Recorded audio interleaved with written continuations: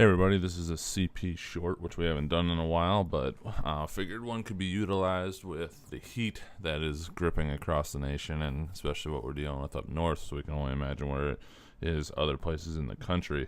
But we just want to talk about some different things when it comes to hydration. We'll touch a little bit on muscle cramps, and then also just some ideas that if you are overheating or you are around somebody that's overheating, that you can use to just help treat and deal with that situation. So the first one, when it comes to hydration, we talk about this a lot with the student athletes that we get to work with and other people as well, is hydration isn't a day of thing. That is one thing that can go and be kind of tricky is, people will tell you, if you're peeing clear, which we'll talk about here in a second, you're hydrated.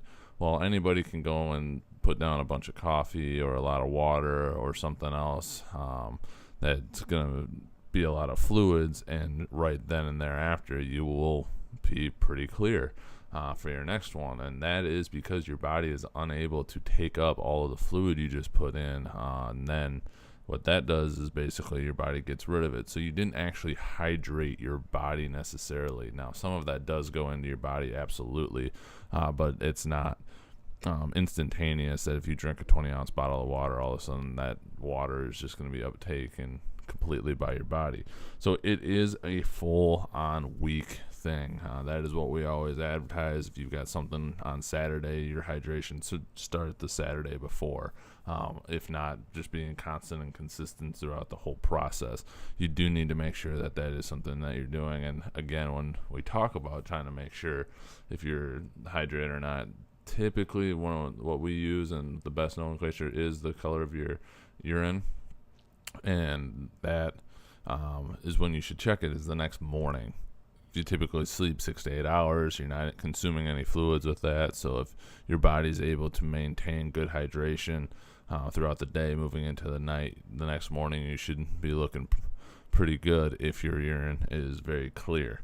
That being said, if it's dark, you're probably a little bit behind. You can get going on again, but that is going to be our best way to tell that. The other ways you can do it, there are strips you can use. Not a common thing for the everyday person, but we have used it in athletics before with some studies and just monitoring, and also just checking your weight. Knowing what you weigh before a heavy bout of exertion, and then what you're weighing after, because most of what you're going to lose is water or fluid volume, so to make sure to replace those. When it comes to electrolytes, there is an unbelievable amount of stuff out there that you can utilize. They're important, not necessarily the end-all be-all. If you're eating a good balanced diet and have good nutrition, you're getting a lot of those in.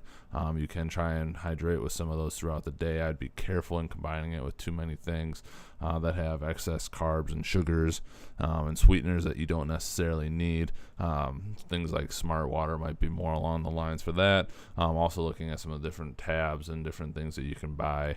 Nun Nutrition and UUN is one that we liked because it is low calorie and seems to have a lot to go from there. So if you're out and you're participating and you do get a cramp, we'll do an abbreviated version on this, but cramps aren't directly associated with hydration as long has been held and thought. While yes, it plays a significant factor in it and maintaining electrolytes and maintaining good fluid throughout your body and all the muscles and cells that make things go, there hasn't been a lot of research that has shown that that is the sole purpose for it. So yes, if you do get a cramp, you should definitely check your hydration, make sure that you're putting in fluids and getting there. Don't be surprised if sucking down a Gatorade or something doesn't help you out right away. The absorption times and things aren't necessarily going to be quick enough to get to that muscle to help relieve it right away, but what they are thinking is a cramp is basically the nervous system freaking out and causing the muscle to twitch and spasm and cause a bunch of pain. And so what we can try and do is get the body to forget that, or get the nervous system to kind of reset, for lack of a better description. Stretching is a good one to try and do it. Trying to stretch and then contract against it to basically just confuse the muscle. Again, but not the best way to describe it, but the easiest one for trying to make the purpose.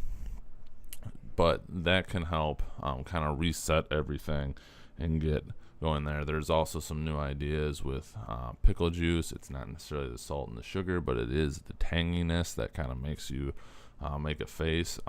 That can potentially help kind of shock, in quotes, your nervous system to chill out and release that cramp. There's some other things out there called hot shot that is a very similar concept, just a bunch of different herbs and things like that that are going to make you kind of cringe and wince when you put it in as that shock to the nervous system. If you do get into some areas where you're overheating, best ways to prevent it is to hydrate early, shade, make sure that you also have some sort of breeze whenever you can. Our body sweats to try and cool itself down, but if we aren't able to get that sweat to evaporate, then we aren't really gonna necessarily be as efficient at cooling down as we could be with that breeze. That's what helps the body continue to cool, is by doing that. Put ice packs or cool packs in certain areas that are going to be the most beneficial to you.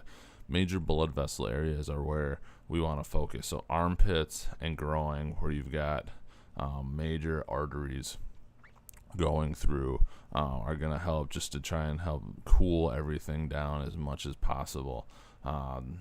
Also at the wrist could also be really beneficial with that as well, to kind of start from the extremities and working our way back. Along with that, we also like to put it on the back of the neck. That's where a lot of your thermal regulation is controlled. So if you can help get the body to get the impression that it's cooling down, that can be extremely beneficial as well to that. All else fails if things are going really bad and they're really hot, plunge somebody. If their temperature is extremely high, best way to get that is rectally. But if you can't do that and you just know it's high, get them in ice bath as quickly as you can. You got to bring the core temperature down as much as possible before we get on to the next round of treatments, whatever that may be. Typically that's going to look at blood sugar, so trying to get some sort of quick acting simple sugars in them. That could be a sports drink, that could be a candy bar, that could be a multitude of things, just to get some simple sugars into their body to help get absorbed as quickly as possible, to start trying to get back on the recovery process. That'll also be really beneficial when it comes to that. So with that, careful out there in the heat. Hydration all week long. Don't try and just make it a day of thing. You're going to probably be behind a little bit. Take care of yourselves and enjoy the summer. We'll talk to you guys later.